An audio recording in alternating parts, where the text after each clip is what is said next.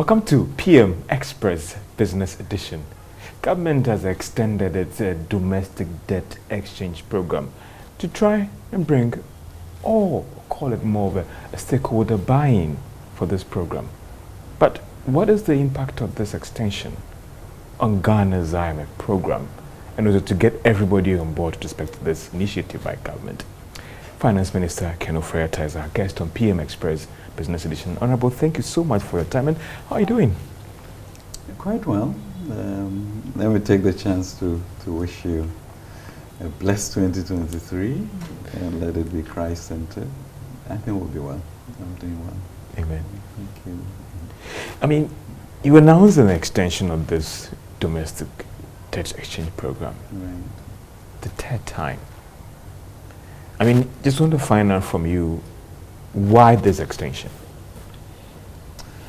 I mean, generally, George, there's been a lot of stakeholder requests for that, including the financial institutions as to the process of getting through their boards and getting the correct support for that. So we really thought, after thinking through that an extension will be necessary. You also know the request by the individual bondholders, which has taken on a heightened intensity.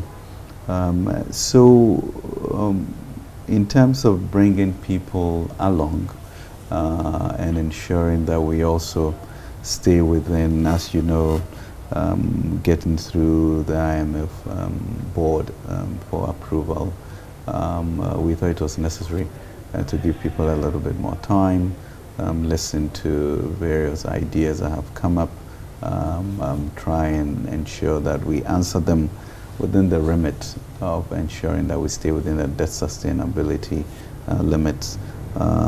So we have a broad base in appreciation of what we are all doing. But I think one of the key issues was that we also anticipate an 80%, up to an 80% participation. So how do you build a consensus to get to that? And the corollary to this, in all of this, will be to also ensure that we don't do anything that would really create macro instability over this period. That's important, and that has to do with a sense of confidence that we all appreciate where we have to go as a nation to be able to get out of this. You have about 2 weeks, or if I should get my math right, would you be able to do what you have to do within these 2 weeks in terms of engaging these individual bondholders, the pensioners that has come on board, the financial institutions, the banks, there are issues about the accounting framework and all those things? Is it 2 weeks enough to deal with all these concerns to make sure that you meet this new deadline of January 31? Oh, I think so. I mean, the truth of the matter is that yes, it's 2 weeks, but we've been talking since December 5th. So these discussions with the banks or financial institutions, which is really very crucial to the extension, and the discussions with the unions, pensions, and it's also gone very well and it's going well. Need to engage more of the individual bondholders. I think there's more than enough time to do that, and we are confident that we will close on January 31st. The individual bondholders are making a passionate appeal that right. they should be exempted, just like what you did for the unions as well. Are their requests going to be granted? We'll listen some more. I mean, I think, George, the issue that we need to be clear on, it's that the whole exercise exchange program is voluntary. So everybody has a right to participate or not participate. It's incumbent on government, given the consequences of not getting an IMF program, that at least we get 80% of this 137 billion to participate in this. So that really is our challenge. How do you get somewhere around 80% of everybody participating? And maybe an explanation of what will happen if we don't get a fund program. And so what is any citizen's role in that? But then there are always issues of margins that one has to take care of, and are there tweaks that we can do as we are talking to the unions, pension fund managers, as we are talking to the banks. As you saw in this announcement of the postponement in December, we had addressed a number of concerns that the financial institutions had. And that went along with regards to accrued interest, with regard to the zero payments, with regard to the number of bonds from 4 to 12, increasing the yield and ensuring that you get tradable instruments. So all of those go to mitigate the impact, and as you listen and recalculate, you get to a medium that is. But both the unions and the banks or financial institutions have to also accept that in not doing or getting through a fund program, a disorderly approach to resolving the economic crisis will not be what we want to experience. So I think there's goodwill in that sense, and we should be able to hit our target. I get you on the challenges that is ahead of us if there are delays and all the rest. Right. But for these individual holders, it looks like they have just one passionate appeal that, Honorable Minister, we're having challenges, we're struggling. Can you exempt us? Is that possible? I'm not sure that anybody can be fully exempted. But George, note that it is voluntary.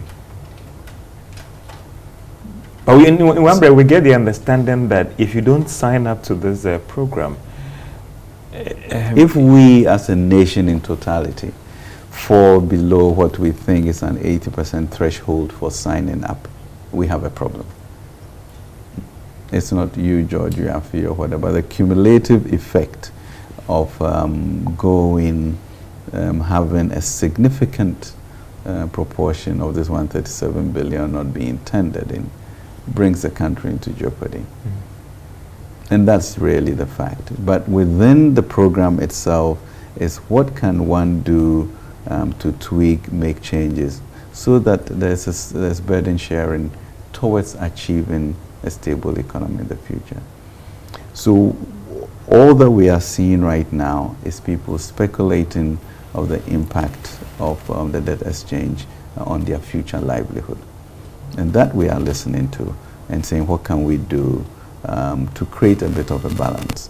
So even as we have exempted the unions, pension funds, we are speaking to them to engage them to see how best that would also not really aggravate the situation that we are in. And so those discussions are going on. We've had some technical meetings, and we'll find a way in which it will not be as egregious as it looks. In the same way in which we are going to look at individual bondholders to figure out, to what extent we can make some changes, but as to participating to a level that ensures that we meet the threshold, I think we all as citizens should be ready to have some sacrifices done. But we will tackle that. So I get from you that there could be some concessions made, but total exemption as we speak now might be difficult. Some exemptions will have to be made given what we are hearing and thinking through the current formulation of what we have. I don't think first of all, we as a nation cannot afford a total exemption. There are three buckets of domestic. There's Paris Club membership, and there's also the foreign bondholders. And those all will have to be considered in this way. You notice that we also suspended payments of foreign coupons, etc., so that the central bank should be able to keep their resources for it to go a much longer way. So that there has to be an understanding of what it means not to get a fund program in terms of the effect on the country, and our own livelihoods, how to make sure that it is not impacted so negatively that people cannot have their livelihoods. And we are really very keen to make that balance. It's a tricky balance. The pensioners have also come with their call. Yeah. We're going to be meeting them actually. Appeal to you as well. Yeah. What do you also make of their concerns? I mean, some of them that might be just be going to have to make a call this year on some of their returns, and they have nowhere to go. Well, first of all, the issue that we should be clear on, George, is that nobody's principal is at risk. So as you say, if something matures here, that will be paid.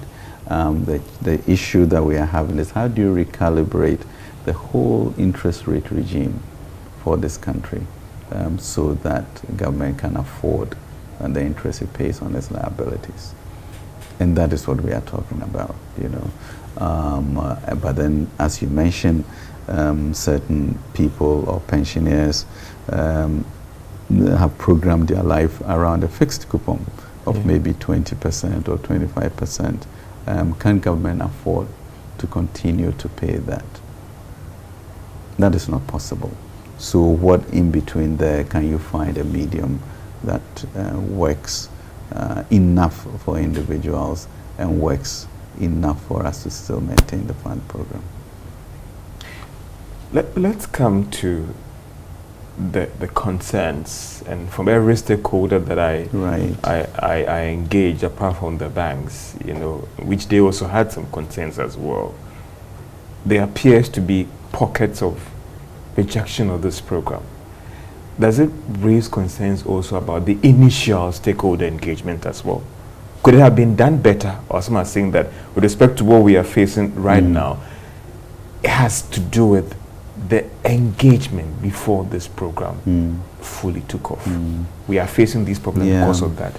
You know, George, I think, I mean, on hindsight, one can always say things can be done better, you know, and that's just a fact of life.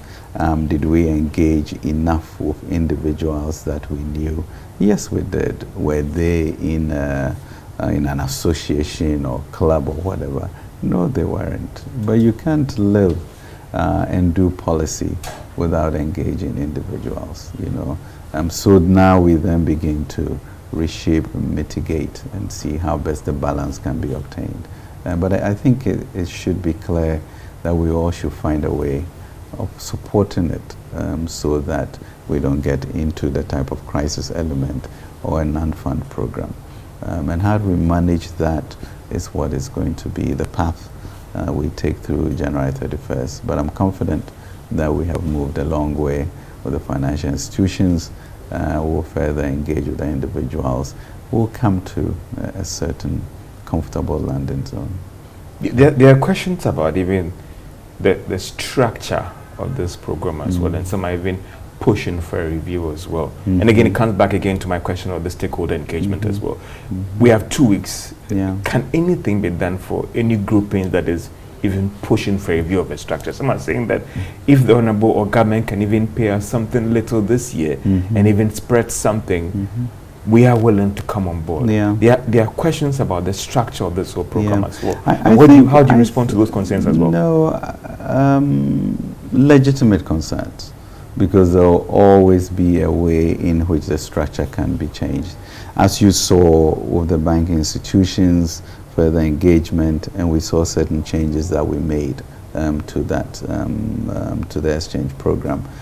In the same way, we are also going to be looking at the individual bondholders to see what is sustainable and do certain adjustment that will be helpful.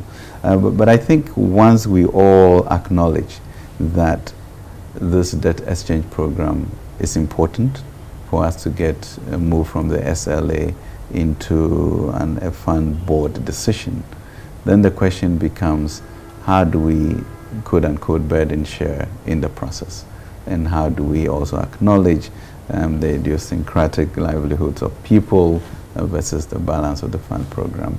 And so that's what we will seek to do before the end of the program, and for at least 80% of us to join it. And I'm confident that we'll be able to harness that. For the doubting Thomases, and this is the third time this program has been extended, what do you tell them? I think it's the second time, George. Sorry. Why is 3 so important? No, I'm sorry. The concern is that, well, will this thing be extended again? No, I don't think so. I'm confident that we'll get there. You know, we have done the staff level agreement, as you know. We met with the Paris Club membership, and we have given them till end of February for us to go through what we call the common framework, or some version of it, but that should be facilitated. And then we expect them to go to board in Washington in March. So really, we don't have that type of time. Because as you know, George, usually in the first quarter is when we would have gone to the international capital markets for our usual Eurobond issuance. Now that market, it's not there for us this year, maybe even next year, and therefore an agreement in the fund program is what one is using to be able to give the necessary comfort that is required. I think you heard the Public Accounts Committee or the Central Bank import cover, testify import cover, usable, forex about 1.5 billion, etc. So we need to ensure that the appropriate foreign exchange comes in at this critical juncture. And that's why it's incumbent of all of us to understand, try and balance what we have to give with, what will happen if we don't get a fund program going. So yes, I'm confident that we will negotiate ourselves into something that is sustainable and balanced. You talked about the governor's appearance on the Public Accounts Committee and 1.5 months of input cover in terms of our reserves. Some would say that is serious. It is, but it's not atypical, because usually at that time, by December every year, and then we go to international markets and we raise the 3 billion, and then we move on to what will happen to cocoa, etc., etc. So it's really recalibrating back to the old days of how we raise resources. Last year, we were not able to do that. We're really blessed in the summer when we were able to secure the Afro-Exim facility, and then the cocoa proceeds also came in. So we are trying to avoid, that type of shake-up that occurred in 2022. What about we coming back to get the idea about the burden sharing? And the argument is that how is the burden being shared in this whole debt exchange program with the bondholders, the individual bondholders, and even the pension holders as well. This is PM Express Business Edition, engaging the Finance Minister, Honorable Ken Ofori-Atta, to look at the Ghana's debt exchange program and the impact of this extension on our fund program, and also for all these stakeholders to get on board. This is PM Express Business Edition. Be right back after this break. Welcome back to PM Express Business Edition as we talk about the domestic debt exchange program. What will be the impact of this extension on Ghana's fund program with the IMF, as well as getting the required stakeholder buy-in and dealing with all their concerns when it comes to the individual bondholders, the pensioners, the financial institutions, and even the whole country as well. Honorable Minister, thank you so much for your time. Okay. There are some people who are worried that, yes, I'm willing to participate in this whole program. Right. But what is government's commitment to this program as well? Because in terms of burden sharing, they don't see that. They feel that I put into government's bond, the banks convinced me, and I'm being punished now.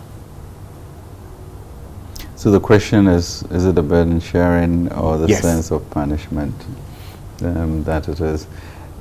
George, we are in an economic crisis, so we all need to change the way in which we govern ourselves or that we have expenditures. And I think it was very clear in the budget that we announced in November, which talked about the issue of now managing the budget on a commitment basis and the quarterly allocations that then tightens the way expenditure occurs in each of our ministries. That is one. Clearly we went ahead for the salary reductions and 30% reduction in discretionary spending, and that certainly is what the ministry would ensure occurs going forward. Can we do more? Yes, we can. I mean, we set up a program to review all of the flagship programs to make sure that there's efficiency in there. But I think we shouldn't be too hasty to talk about, eliminating all programs. And we do talk about school feeding, we talk about senior high school, and there are some very emotional issues about that. And certainly efficiencies are important. But fundamentally, George, I mean, every citizen has a right to be well educated. I believe so. The question is whether that's a citizen's right or is a parents and citizens. We may need to find a way, to evaluate whether people have enough resources and therefore to be able to take care of their kids in senior high school. Do you think that we've gotten there, that we should look at the evaluation of the program itself? Yeah, the evaluation, as I mentioned, all of the flagships are being evaluated for us to then make a decided view as to how we will go. But let's not throw the baby out, in this period of austerity as to the human capital and social mobility that is required. So we have to be careful and cautious about that. But certainly issues of efficiency, make sure that the food that is purchased is appropriate and well priced, making sure procurements are well done, that we are onto that to make sure we do that. And then talk about ministries and state-owned enterprises, what the chief executives are paid, how we cap that, and bring more a sense of performance as opposed to the certainty of their incomes, etc. Those are all issues that we have to really look hard at and ask ourselves whether we can support that. And I don't think we can, and therefore SIGA and the Minister of Public Affairs will have to really look at that to ensure that we get through Cocoa Board, etc. Because if you look at the reason why the fund is using 105% debt to GDP, it's because of the performance of these SOEs, which used to be independent. And so now they've added Cocoa Board and all other SOEs, or else would have been at about 76% if just central government was what was regarded. But the analysis used general government, and that is what ballooned the debt to equity ratio.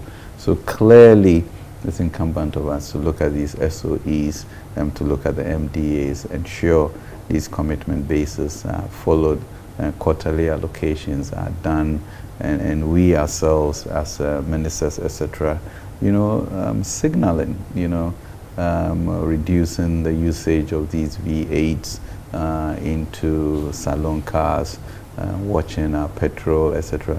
Those are all, it may sound like it's not much, but it's important signaling for the citizen to show that burden sharing is occurring.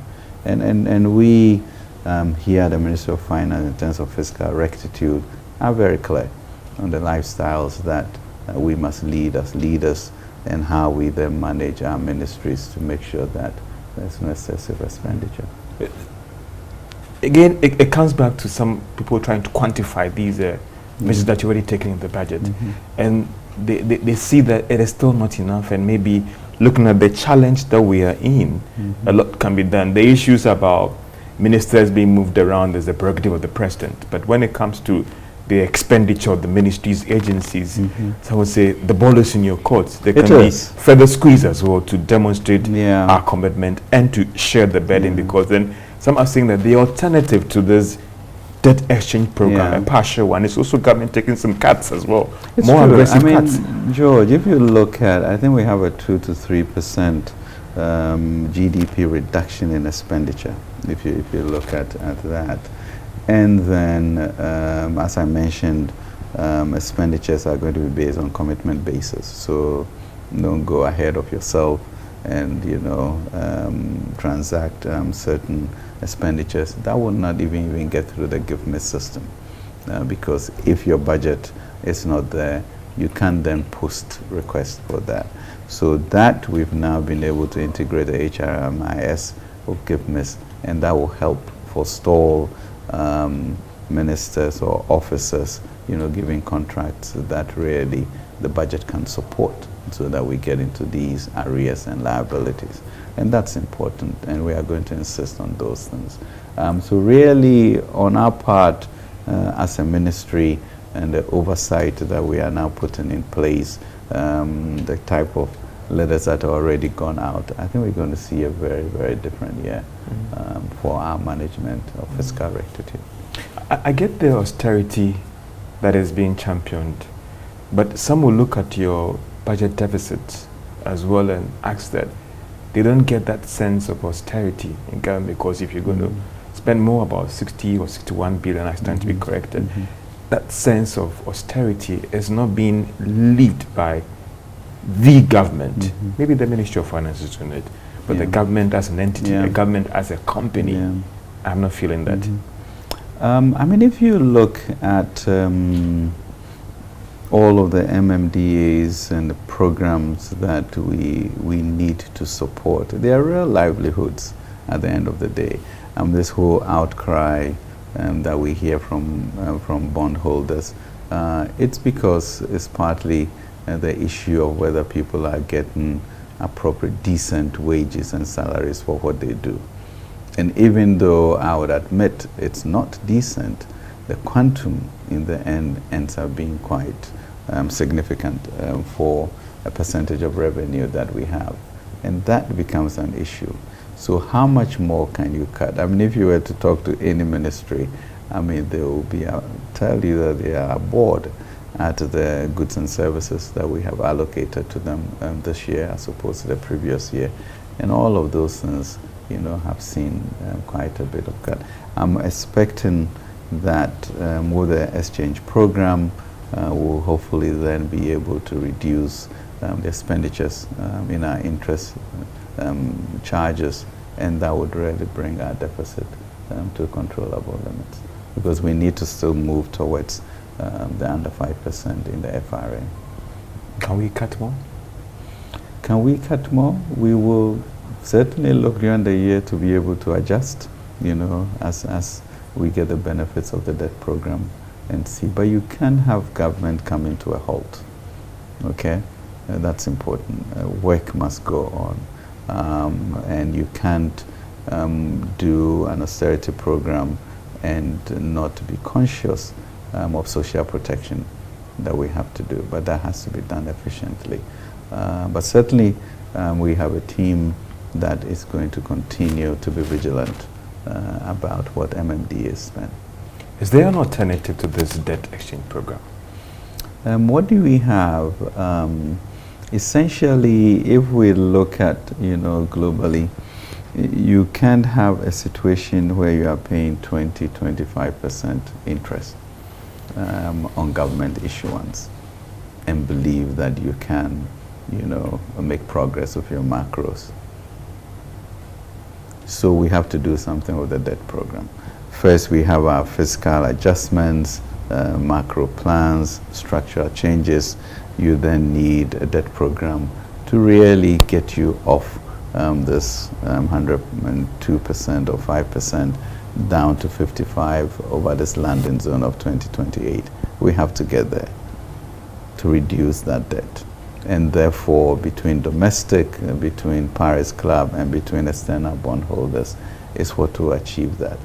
In that period also, then manage your inflation and foreign exchange stability so that you then come to an even keel, which will enable us to grow as we are growing. But even in this period of austerity, it's therefore a push. As you saw about 5 weeks ago, we launched some 1,000 hectares of rice farming, etc. So that the real economy is not forgotten in this space, because that's what is going to create the jobs and wealth that is required to go on. So we have to parallel run, and through all of the nation's acknowledgement of where we are and where we want to go, I expect that we'll do this successfully. People are lobbying very, very hard, and when I was coming, I even saw on the wires, even some members in your party has even petitioned, even trying to let this whole program be looked at again. Do I get from you that it has to be this debt exchange program? Oh yeah. By all means, and no, there is no turning back on it? I have no question about that. Absolutely not. The question becomes impact and what you do, as we have done with the financial institutions, that's what we are doing with the unions, etc., to bring that. George, for 137 billion, for you to be spending 50–70% of your revenue to service that, it's untenable. How do you reduce that? It is what we are trying to do. Would it affect all of us? Yes.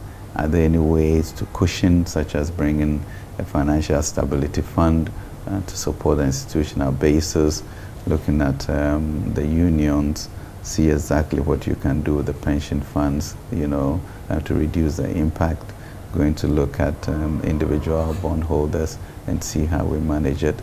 But we have to manage that, and we have to change, you know, the look and face of our domestic debt. Some have described this as a necessary evil, but some also said that the associated shocks that it comes with the economy. What are you doing about that? I engaged a lawyer for Sidote, and he cited in the 80s where when you had a certain amount of money, the government was coming after you. There was banking sector cleanup, there were pockets of savings and loans companies and all the rest. And we've gone through all these phases. Just when we were coming out of these challenges and there was a rebound, there's a debt exchange program. The fear is about the impact of this on the whole financial sector confidence as well. Are you worried as the minister? And what are you doing about this? You're always worried. I mean, George, I mean, you've been here with us these 6 years in which we inherited an asset quality review. That was just terrible. And the banking system may have been at some of its lowest.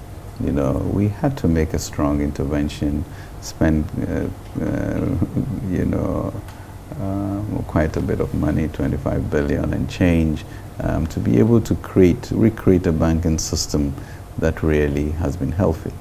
And you are saying just as we're getting out of it. So what occurred in between then?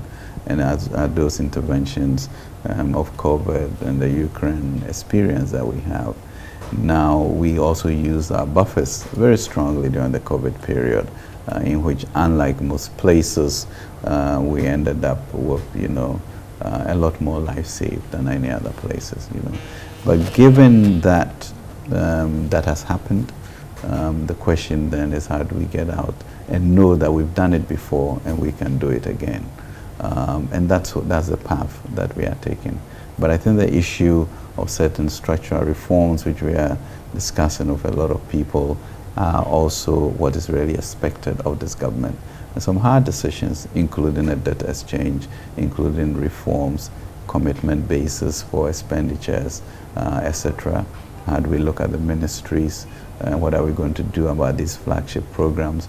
All of those are critical components of this journey that we have embarked on. And we will be successful. And are you prepared taking those tough post-debt exchange program measures to help consolidate the gains? Because the banks, for instance, are estimating about 65 billion Ghana cedis impact on them if this thing goes ahead. I think the analysis... Someone saying that they're going to put the monies under their pillows. Well, I mean, there are consequences to these things. How do you mitigate it? And really, what is the alternative? The alternative is a disorderly process, which we don't want. So how do you manage that in a way in which we will know the direction we are going, we get the support from the international community, but at the same time build local resilience and capacity?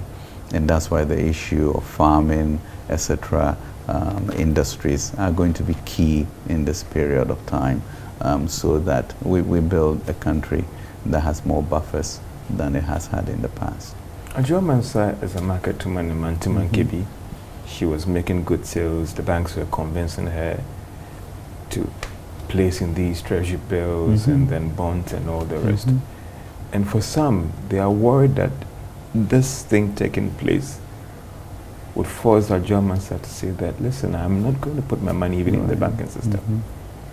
Yeah, I think, George, I mean, inevitably, you are going to get some negative responses to this, and you know, for good reason. But are we confident that we'll recalibrate the economy where that confidence is re-engendered? I believe we will. We've done it before. And why would we not be able to do it? Do I get the surety from you that, and I've seen that in the text Q&A, that you sought to clarify in one breath, talking about the fact that the current challenge, legally be immune and all the rest. Treasury bills, there are some who are worried. Well, treasury bills, face the government. No, treasury bills are exempted. I mean, George, we have done, and that is an assurance from you, Mr. Completely. You know, treasury bills will not be touched going forward. No, because we have done the sustainability analysis, not including treasury bills. That really is how government funds its operations, and so we can afford to. Treasury bills also mimic the market. As interest rates go down, treasury bills rates go down. 90 days, 180 days, 365 days. That has always been the way it is run, and we're expecting to continue to do that. That is where we go for our resources to run government, and let me assure you that treasury bills would forever remain sacrosanct in this program. That is a promise, Honorable. Thank you. Let's come back to this debt issue, and some will say that we've gotten here because we borrowed too much. What do you tell those who say that? We borrowed too much, and that is why our debts has become unsustainable. Yeah. I mean, George, the question is, what did we use these resources for? And really, in a period of 6 years in which there have been more schools built, more infrastructure done than has ever been done before, going through our COVID expenditures that we did, more people in schools than has ever been, more people being fed in schools. I mean, those all add up. But truly, I mean, taking an inventory of what has been done with roads, bridges, infrastructure, I don't think we've had any government being able to deliver that much. It's pretty easy to forget. Now, when you then look at the issue of interest payments and inflation, that causes this ballooning that we have seen, you know, and that is what we are trying to recalibrate, to reduce the levels that we have, and then manage ourselves on a 55% going forward, which means we need to generate a lot more income from GRA. I think you can see the last year they did very well. They've done, maybe because it was revised, about over 3 billion Ghana cedis more than what you set out for them. Right. And that then gives you a glimmer of what we can do. But even that, George, is about, what, 13–14% of revenue to GDP. And our target is, what, 18–20%. So imagine where it would be, and therefore the digitalization, VAT e-invoicing, etc. We are going to be able to generate the resources, and therefore even as we cut down interest payments, revenues go up from GRA, and we should be able to manage our economy much better. Let's look at the expenditure debt issue as well, because there are some who also say that where did these borrowings go in terms of the capital expenditure projects that will pay for itself and all the rest, social programs and all the rest. Right. Weren't these funds going to projects that can pay for itself? Well, they are. These projects take a long time to pay for themselves. And when you get the dislocation of the extent in which we have gotten from 2020 to now everywhere globally, you extend the period of payback. So then that becomes problematic. But it does not mean that the projects in and of themselves were bad. And we need to be really comfortable, with that situation that we have, and ensure that we make sure these projects are completed, they continue, and they fill in the gap of making the country accessible for industrial production and agri production. What do you think that going forward we should review the capital expenditure direction in terms of where fresh borrowings will go? Because someone was saying that let these funds go directly to projects that can pay for itself, and that is it. And you stretch and you go into the budget, then all sort of debates comes up. That a typical example is the National Cathedral. I'm someone saying that I am prepared to pay for it as a Christian.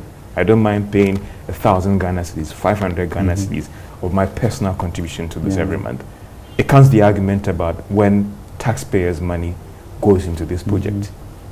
Yeah, I think it's an argument, and the cathedral has become such an inflammatory topic that I'm not sure we can exhaust it here. Of course, I believe in the authenticity of spirituality in what we do. But that's me personally, and we need to find a way to make sure that the cathedral gets built, outside of government. We shall find a way to get around that. But truly, in terms of other infrastructure and capital expenditures that we are going to have, we finally passed the PPP law, which really is now moving us a lot more away from government, investing in these things, into bringing in private capital to support that. And I think that will remove a huge burden and also ensure that governance on a private sector basis is what then comes to prevail. And that will make those changes. So those are important changes that will then impact the way in which capital expenditures are, and reduce, therefore, government's need to fund these projects. When the president was engaging some visitors at the Flagstaff House, he talked about the fund program, getting the program closed in February. Right. With respect to all these things that are happening, what is the impact on getting the board approval for Ghana's program? Yeah. George, I'm confident that we'll get it. But as I mentioned earlier, we have a deadline of end of February for the Paris Club, and so we need to be able to do that. And in between there, we would have completed our domestic exchange program, and therefore to be able to go to board in March for this to be executed. So we are looking somewhere in March rather to get the board approval for it as well. That's correct. Are we sure of getting everything needed to get the board approval? Because some are saying that we need the balance of payment support so badly. We do need that, and it will come up. George, we joined the fund program in July, and the president said that we should do our SLA by end of the year, and it looked impossible because it really hadn't been done before. And between the fund and the Ghanaian government, we worked hard, and we were able to do that. So it is that same spirit that we are working, and I expect that we'll be able to do that, to seal all these issues of balance of payment needs, and therefore get an economy that is running with macro stability. Paris Club engagement. Yes. I mean, how does it feel? I know you've done your pitch and your presentation and all the rest. How are things looking at in terms of our debt cancellation? Paris Club is not necessarily debt cancellation. Oh.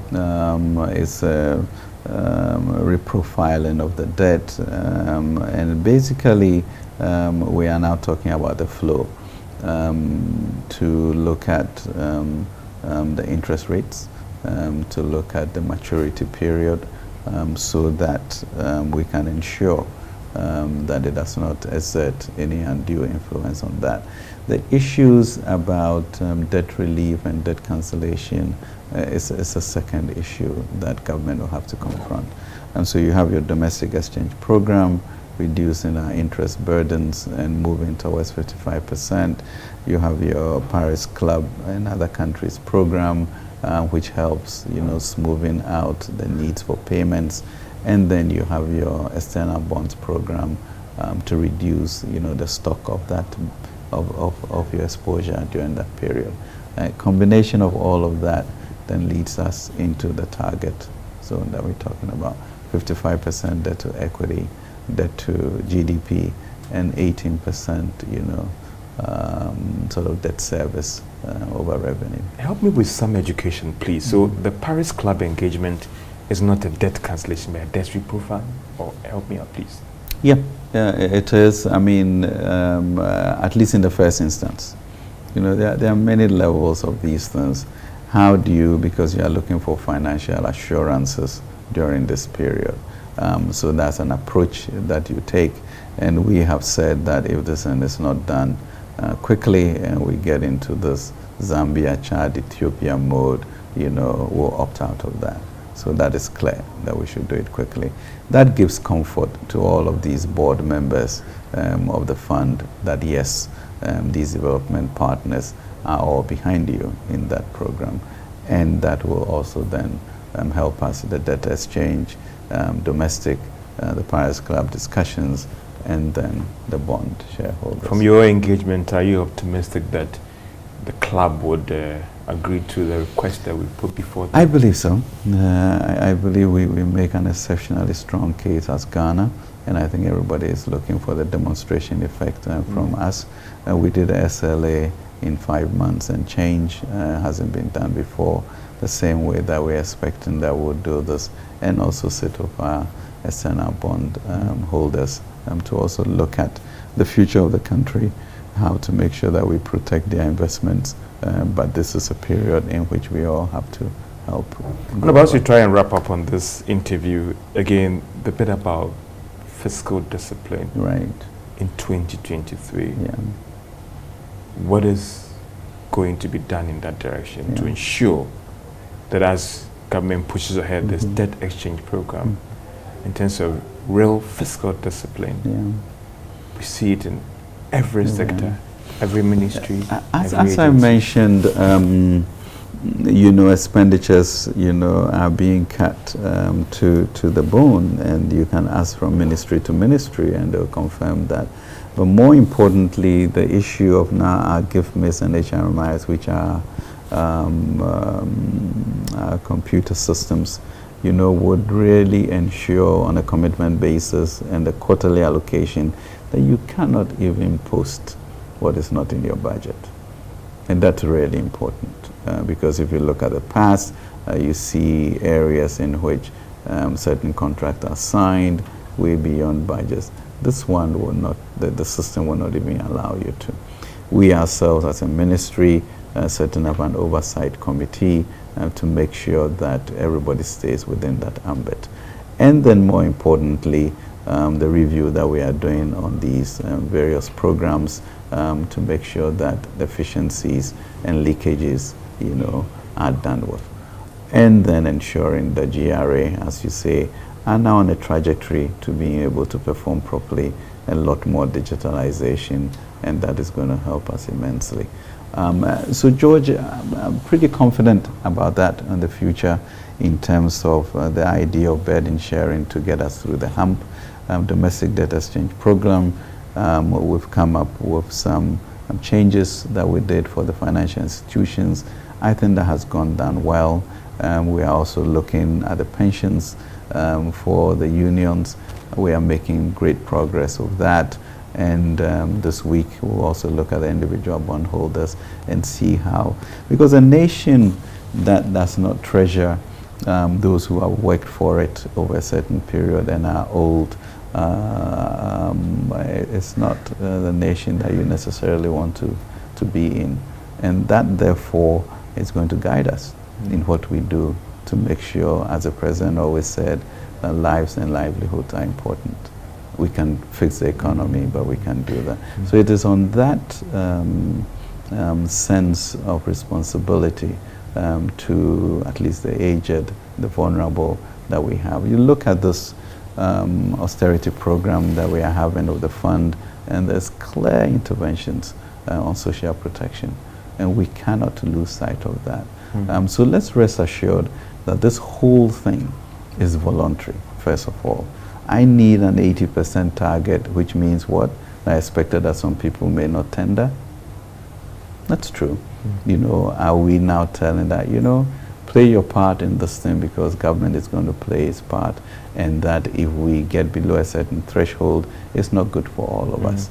But completely sensitive to the fact that there are idiosyncratic needs that we need to take care of, and we will. And remember your final words to people out there and the assurance again, especially for those individual bondholders, that whatever decision that will be taken in these discussions, they will not be left worse off, the pensioners, as you push this debt exchange program ahead. Yeah. I think what are we saying? We are saying that we have a situation where debt exchange is necessary. We have a situation where we have come out of certain formulations and we have gone ahead to discuss with the financial institutions a way to mitigate that. I think we've done that successfully. In the same way we sat with the union pensions, and I think we are making great progress in what we do for them. In the same way in which we are looking at individual bondholders to see how we can tweak this. Would we lose a bit of what we have? I think all of us are going to. But we have to make sure that what we eventually come up with creates a sustainability. For example, a zero coupon for 2023. That has to change. So we'll look at that. And those are the modifications which then recognizes the need for fixed income for certain classes of our citizens that we intend to do. So George, you know, once again, livelihoods must be protected as much as we can, and make sure that we also have a nation as a community that is also strong and robust for the future. So that's a balance that we have to do, and we'll do it successfully.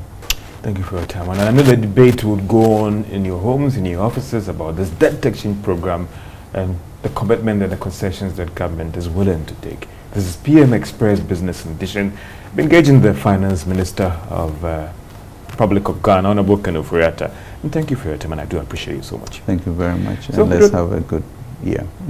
That's PM Express Business Edition. Have a great day.